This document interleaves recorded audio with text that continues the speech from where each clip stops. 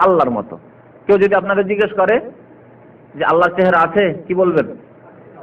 বলবেন না যে না না না না আল্লাহ নিরাকার, না, গুমরাহি কথা। আল্লাহর চেহারা আছে।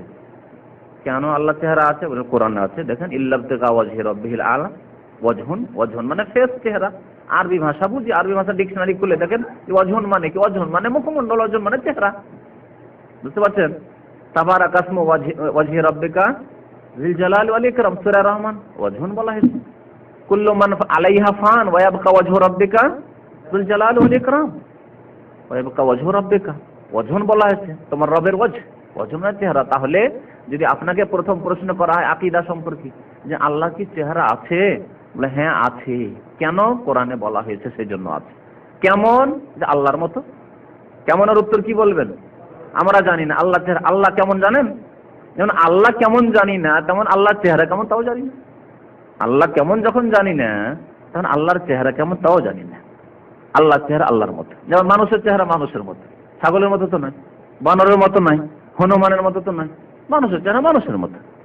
তাহলে মাখলুকের মধ্যে যদি তফাৎ থাকে, এক মাখলুক এক সৃষ্টি, অন্য সৃষ্টির চেহারা বা আকৃতিতে তফাৎ থাকে, তাহলে খালেক আর মাখলুকের, স্রষ্টার সৃষ্টির যেই তফাৎ আছে ওই রকমের তফাৎ, এবং জানা নেই।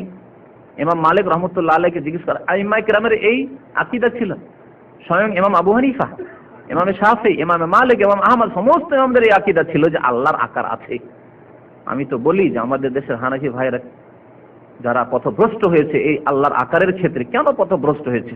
অথচ ইমাম আবু হানিফা রহমতুল্লাহ আলাইহ কিতাব আছে ফিকহে আকবর, নোট করে নেন নামটি। আর যদি কেউ দেখতে চায় আরবি ভাষায় বইটি আমার কাছে আছে, আরবি ভাষাতে বইটি ফিকহে আকবর, বইটির নাম, আকীদা সম্পর্কিত বই। এতে তিনি লিখেছেন যে আল্লাহর হাত আছে, ওয়ালিল্লাহি ইয়াদুন, আল্লাহর হাত আছে। আল্লাহর হাত আছে মানে আকার আছে।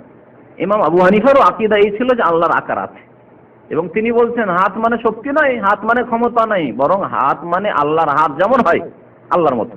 তার কথা এটি। কার কথা বললাম এটি? ইমাম আবু হানিফার কথা স্বয়ং। ইমাম মালিকের কথা শুনবেন। ইমাম মালিককে জিজ্ঞেস করা হলো যে আল্লাহ কি আরশের উপর সমাসীন? তিনি বলেন আল ইস্তিওয়াউ মালুমুন, আল্লাহ আরশের উপর সমাসীন এটা জানা।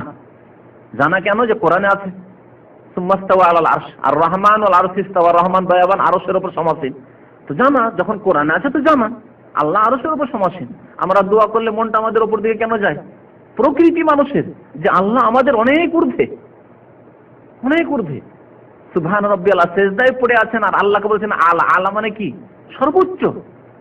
সুবহান রাব্বিয়াল আলা, সুবহান রাব্বিয়াল আলা, সুবহান রাব্বিয়াল আলা, সবচেয়ে নিম্নে আপনি পড়ে আছেন, গড়াগড়ি করছেন সিজদায়, আর আল্লাহকে বলছেন কি আলা। তাহলে আলা মানে কি? আল্লাহ সর্বস্থানে, অনেক উঁচুতে।